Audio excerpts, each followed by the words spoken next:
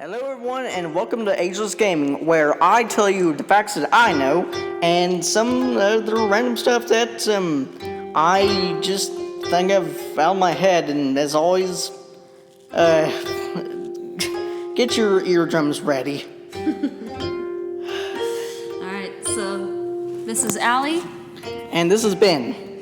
And last week we talked about we talked about Generation 1. Yeah, last time we talked about Generation 1 and, well, basically discussed some things I do love and some things that should have been changed like another time because, well, one of it... you'll see why. So now to Gen 2.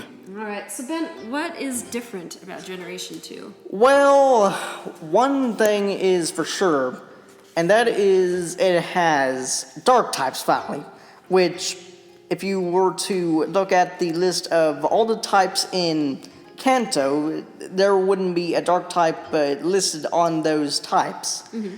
And that is a kind of a counteractive or a counterpart to the psychic types. So are they extra effective against the psychic? No, psychics are extra effective on dark. Okay. When they attack. Yeah, when they attack. Okay. I learned that in Sun and Moon, which we'll be discussing like later into the series. Gotcha. Alright, so we have dark types. Anything else that's new about Gen 2? Well, it has new legendaries, which and it actually has mascot legendaries, or legendary mascots, which basically means that they have, well, legendaries that are mascots to the games according to what they are. So Ho-Oh and Lugia are the mascots. And the legendaries in order are Ho-Oh, Lugia, Raikou, Suicune, Entei, Celebi, Fion, Manaphy, and I'm not really counting unknown or unknowns as a legendary, just because that they're generic enemies or generic Pokemon that you can find in ruins or something. Okay. So you just listed off a lot of legendary Pokemon. Are all of those in Generation 2 or just the first? Just the first 5, but I'm pretty sure Manaphy and Fion are actually Generation 4, but I'm not too sure about that. But also, something that also changes and also is added to the game is shinies. Everyone knows what shinies are, but just to clear through, or just to kind of make your life more easier on what shinies are, basically they are the same Pokemon, but they are colored differently. They have a really low, really low spawn rate. So they're more rare. Yeah, they are rare. And just to give you a thought on how rare they are, there is a 1 in 8,000 chance to catch a shiny. And I am one of the lucky few that has ever caught 2 shinies in a lifetime. 2! Which 2 were those? The first one was in Pokemon White, where I caught a electric type Pokemon. After like 4 or 5 tries of getting its signature move, or no, not signature, lightning rod, its special ability.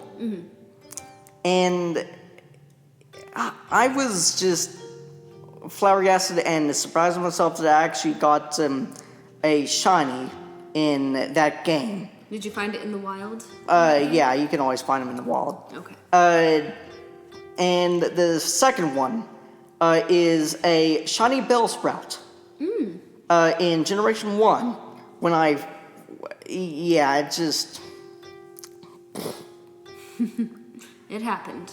Yeah, but something that doesn't really, or you should actually be aware of, is if you complete the Pokedex with getting all regular Pokemon, you can get the shiny badge, which reduces it to like I think 2,000 and something, one in like 2 in 8,000 chance.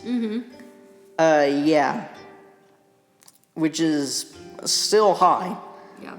But something that I've always didn't really find good is that Pokemon Go also has shinies. The Go games have shinies too, but their method of finding shinies is kind of vulgar, or it's kind of bogus. Or Why do you say that? because of how shinies work in the regular games is, well, one, you have to have like a continuous string of shinies, or a continuous string of encountering the same Pokemon again and again and again. In the Go games, you have to capture, and it has a capture chain, which basically means that you have to catch a certain amount of Pokemon to ever get a shiny. I always thought that was weird, and So in the Game Boy game, you just have to encounter them a lot? yeah, well, And in Pokemon Go, you have to capture a lot of them in yeah, order to find a shiny. yeah. But again, as I said, that there is ways of like bypassing the just doing it over and over and over and over and over again. One thing I do want to address is that in Generation 6, no, in 7, Generation 7, there is a thing called a adrenaline ball, which, yeah, they actually have adrenaline balls in there. That sounds crazy. Yeah, well, basically it will force a Pokemon to call upon another Pokemon of the same type, or its pre-evolution. And, well, I do like the fact that they actually made a way they can do that, and they actually added calls, or Pokemon distress calls, or something that.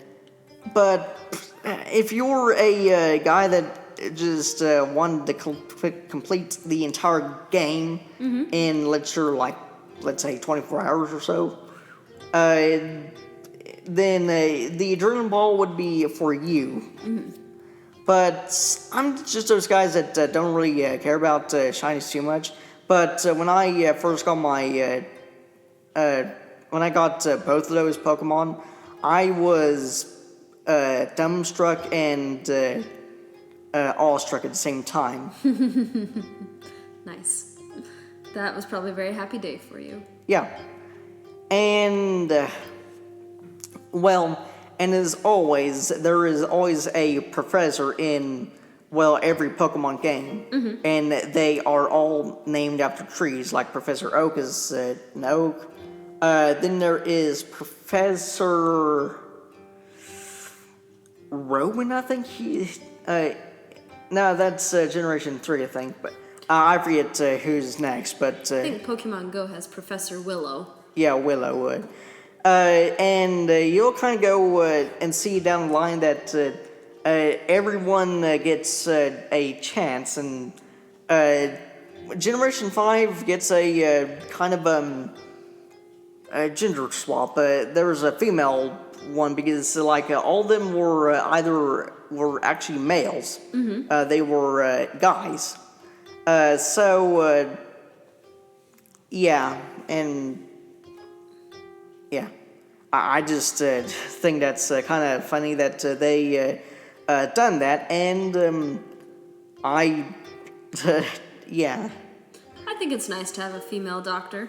Yeah, and also one fact about shinies is I didn't mention is that naturally legendaries don't actually spawn as shinies. Well, not that I actually know of. I mean, they might have changed.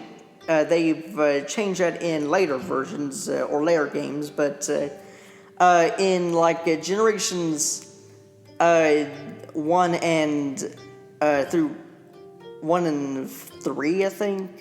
No, 1 and 2.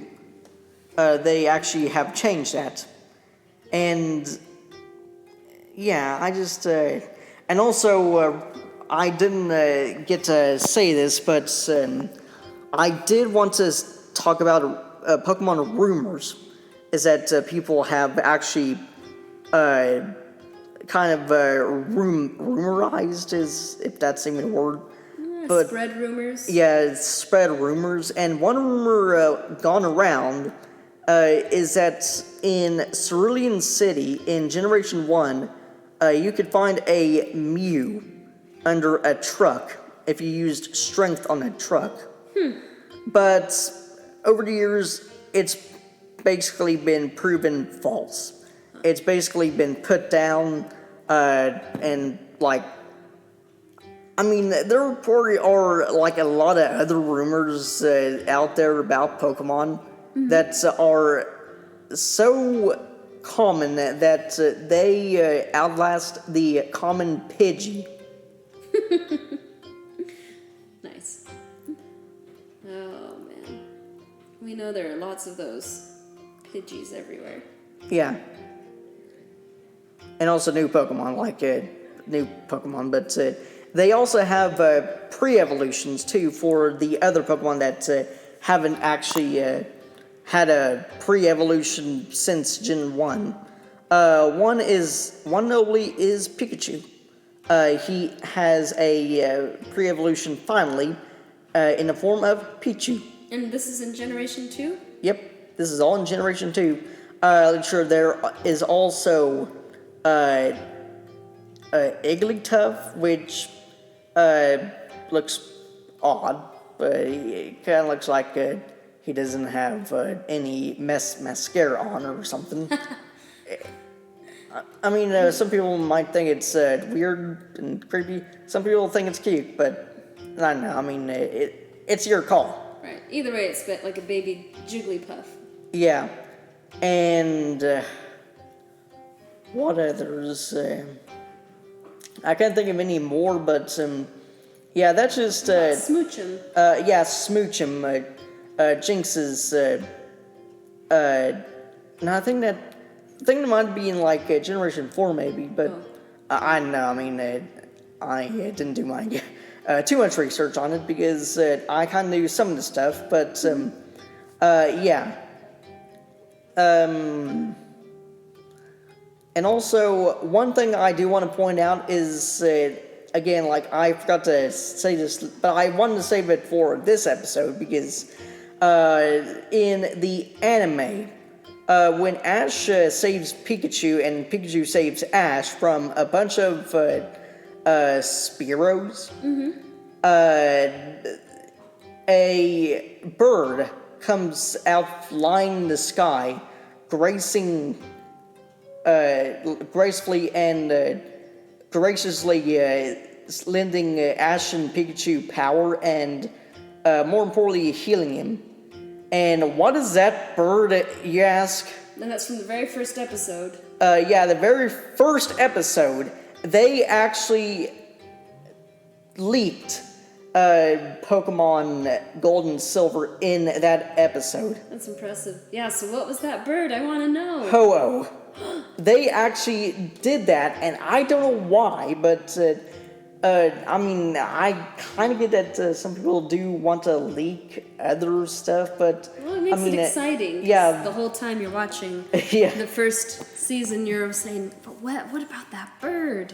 Yeah, what about that bird? And then, like, I think like 2 years later follows, and lo and behold, Pokemon Gold and Silver comes out. And also, Brock and Misty also follows Ash into Generation 2 as well. Yeah, All the way to Generation 4. gotcha. And so in Generation 2, we find out more about this bird. Yeah. Kinda. I mean, in the movie, the readaptation of that episode, Pokemon I Choose You, it actually does show Ho-Oh in its full feathered glory. And also, I want to address the elephant in the room. No, wait, the elephant in the Pokedex. Is that the Pokedex entries and its data of various Pokemon is so wrong. It is. It basically went I mean, not really unnoticed, but it went really weird. And having, like, for example, Ho-Oh's Pokedex is that it states that you can see 7 colors in the sunlight. It only has like 3 or 4 colors on its wings on its official Pokedex. But Ferret, or no, Ferret, is a Pokemon that comes in later, and he basically is, I would say, wrong because his height is the same as Charizard. You got a ferret Pokemon that is the same size as a dragon. That's one scary ferret. Yeah. What in the world was Game Freak thinking when they had that? Why? Why, I ask? Maybe one of them was terrified of ferrets. Maybe. They wanted to make everyone else understand the fear. Well, I kind of think that ferrets are kind of cute. I mean, Yeah, I do too. They're little furry ropes. Yeah, basically. But one thing I do want to mention is that on how that Ash never ages. I mean, he stays 10 for 20 years. Always stays 10 years old. Yeah, and the reason behind that is because they want it to have a kind of a kids friendly show, and Pokemon has always been rated E for everyone. So they want it to keep it light and simple, not gruesome and gory like other games. Yeah. Well, I mean, aging doesn't have to make you gruesome and gory, right? Yeah. I mean, you can still be the childish, bubbly self you've been for over 20 years, but the kind of the spark between, again, pardon the pun, the spark between Misty and Ash has been going on for like 4 seasons of Pokemon. Yeah. And why that is because Ash roasts, they both roast each other day in and day out. That is so funny. I mean, I get that Misty is a tomboyish mermaid, and I get that Ash is just a kid that decided to go on an adventure and met 2 gym leaders on the way, and they went for like epic adventures. But one thing I do want to mention is that of how they gotten a friend status.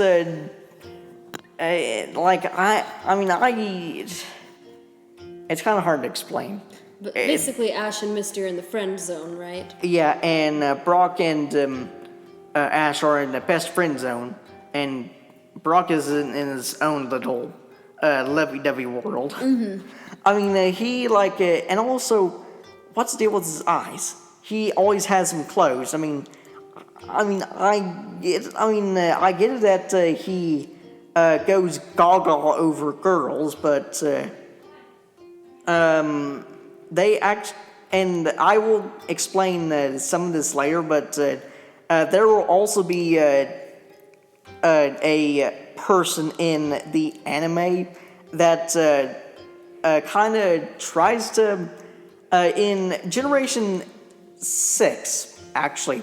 I will go in detail later on that. So, yeah, I mean, it's kind of weird. And also, Team Rocket is back, quote unquote. They're still there. Yeah, they're still there 2. in Generation 2, but Giovanni's grandson or nephew or his kid is actually running Team Rocket 2. So you have to watch for him. Watch out for him. And as for every game, there's always an Elite Four. Like four, yeah. So, There's 4. four Pokemon champions or Pokemon people, and then there's always going to be a champion.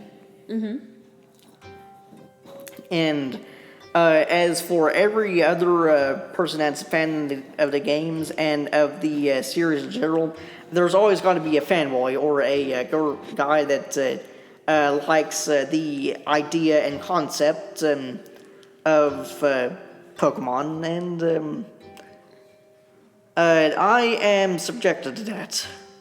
In Generation 5, again, I'll go in depth of that and many more. So, All right. Was there anything else that you wanted to share with us regarding Generation 2?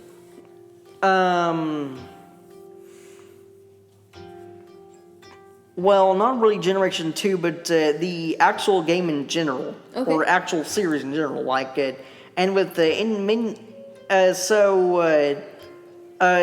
Pokemon the Pokemon now had previous names that actually got scrapped, or they didn't actually use them, both in English and in Japanese. In the Japanese versions of the names, there is one for Jigglypuff and Wigglytuff, Cream and Custard. I mean, I can kind of see Cream for Jigglypuff, but Custard? So, have there been any weird names? I know it's probably hard to translate back and forth between Japanese and English, and I always thought it was really creative how they come up with these names. Have there been any bloopers on Pokemon names they've chosen not to use? There has been one for Kadabra. I forget the name right off the bat, but it is actually named for a really famous magician. Not Penn and Teller, no. For a, I never really heard of this guy, but, and I forget his name too, so, Is it Houdini? not Houdini, it's a guy that was still alive, and he tried to sue the Pokemon company for using his name, but he actually failed to sue Pokemon, Game Freak, for using his name, and they decided to go with Kadabra. Okay. Nice. And for coughing and wheezing, I actually like these names. They are NY and LA, due to the fact that that New York and Los Angeles are both polluted cities. So in Japan, they're called NY and LA. Yeah, but they decided to. Well, actually, no. Those were their original names. Oh, they're English names. Yeah, they're English names. And there are many, many, many, many, many more. So Yeah, if you probably go for like unused Pokemon names, they probably have a list and they have like some funny ones. Yeah. Maybe in the future we can have an episode regarding unused Pokemon names. That could be a lot of fun. Yeah. We'll see how that goes. All right, well, I think that's our time for today. Yep. Tune in next time for episode 3, Generation 3.